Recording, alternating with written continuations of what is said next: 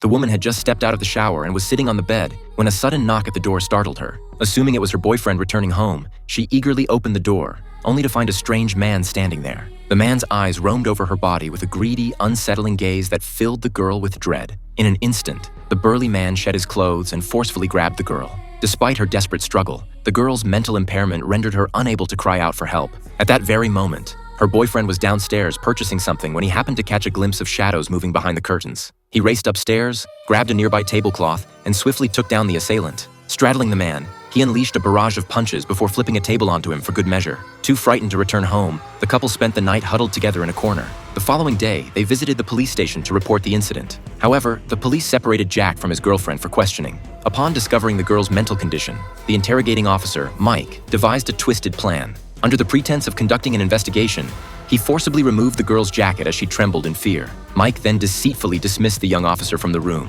The lecherous veteran relentlessly pressed for explicit details. Seemingly lost in his own perverse imaginings, his questioning grew increasingly vulgar, compelling the girl to relive the horrifying specifics of her ordeal. Unbeknownst to them, the burly assailant was observing everything from outside the interrogation room.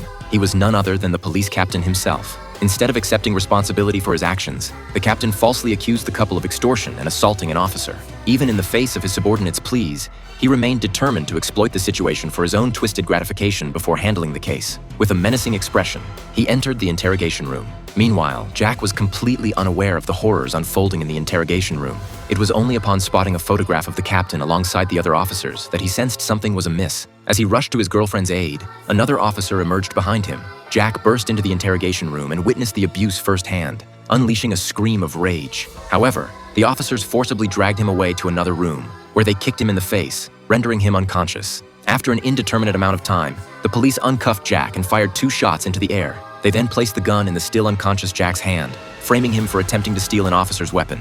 Jack was charged with assaulting an officer and theft, resulting in a 6-month prison sentence. Jack refrained from further vehement resistance, appearing to accept his fate. However, in secret, he scraped the skin off his fingertips until they were raw, tearing off the dead skin repeatedly. Enduring the excruciating pain, he relentlessly filed them down until his fingerprints were completely erased. Those despicable men would face his unbearable wrath.